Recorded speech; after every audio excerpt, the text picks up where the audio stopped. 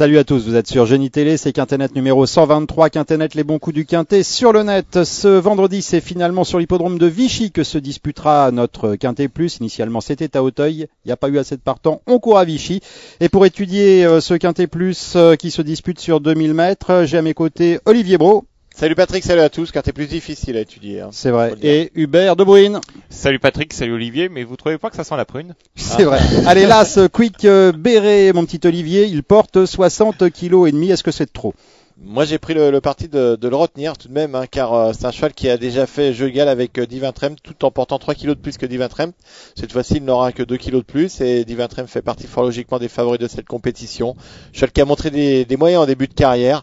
Dans cette catégorie il est capable de bien faire. Hubert. Oui, c'est une première chance dans ce quintet, ce Quick Béret. C'est un cheval qui est un peu mieux placé sur l'échelle des poids. Il fait toutes ses courses.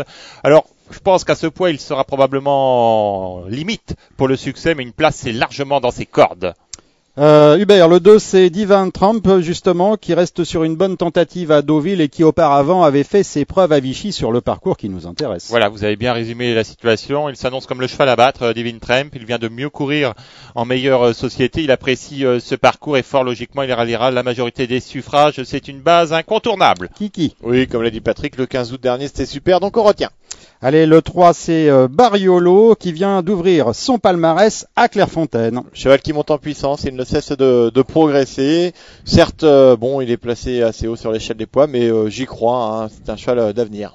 Alors, il monte de puissance, mais il monte aussi au poids, plus 2 kilos pour sa dernière victoire. Par contre, Olivier ne manque pas de puissance. Hein. Oui, effectivement, il a pris 4 livres suite à son dernier succès, c'est logique. C'est un cheval qui semble encore posséder une marge de progression. Il retrouve une opposition dans ses cordes et fort logiquement, on peut en attendre un bon comportement. Alors, le 4, c'est Brooklyn Academy qui vient d'échouer pour sa première tentative dans un Quintet Plus.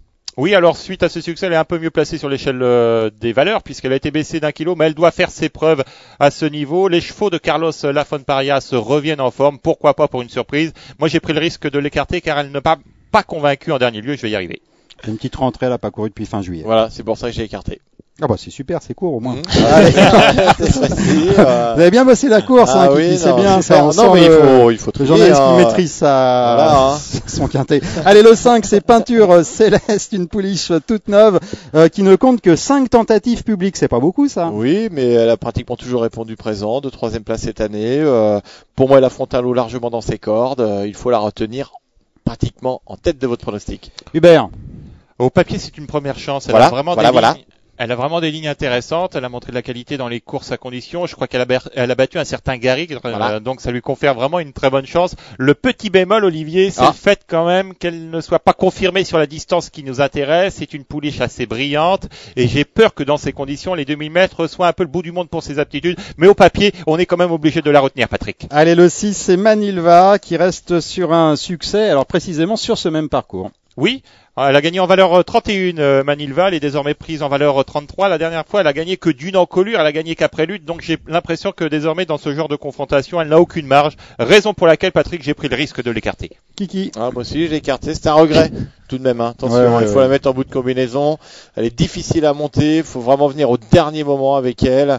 Si son jockey parvient à lui donner un bon parcours, ce qui n'est jamais évident avec ses partants, hein, sachez-le. C'est vrai, mais la piste est large quand même à Vichy. Oui, c'est vrai. C'est vrai qu'elle est sinon, très on finit dans l'Allier. Hein. Bon, vous avez fait un passe. Faut pas aller trop à l'extérieur, sinon on est tout seul. On est en train de dériver là. Bon, j'ai fait bout de combinaison, 5e place radio. Allez, voilà. le 7 c'est Private Gold, une pensionnaire de John Hammond qui n'a couru que 2 fois cette saison. Oui, mais on l'a travaillé sur les parcours de vitesse. On a certainement voulu lui donner de la vitesse.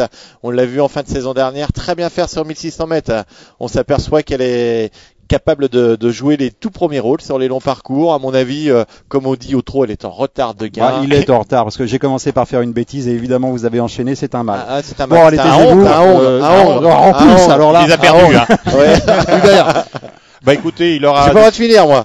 Non, vous avez fait une bêtise alors. Ah, c'était vous la bêtise là. Non, il aura des supporters, Private Gold, parce qu'il dépend d'un entraînement redoutable dans ce genre de course, celui de John Hammond. Mais au papier, il est loin de constituer un choix prioritaire. Il n'a guère convaincu depuis le début de l'année. En plus, il n'est pas confirmé sur la distance. C'est sans moi. Cela dit, il est quand même baissé de 2 kilos sur l'échelle de valeur. Regardez ses dernières perfs. La dernière fois, Maison Lafitte n'a jamais pu se montrer menaçant dans la phase finale.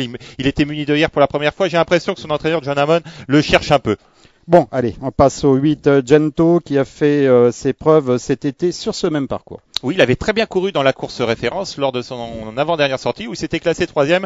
Il l'a pas confirmé lors de sa sortie suivante, mais cette tentative comporte des excuses. Il est tout à fait capable d'en appeler de cet échec. C'est un très bel outsider. Alors c'est un Hongre, hein, pour votre information.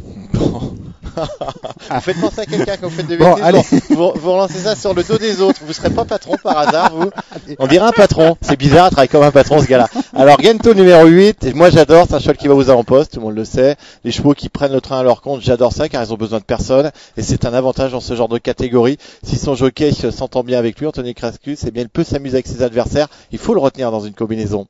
Allez, on est à mi-parcours, on en a étudié 8 sur 16, une page de pub, ça va nous faire du bien, vous allez voir.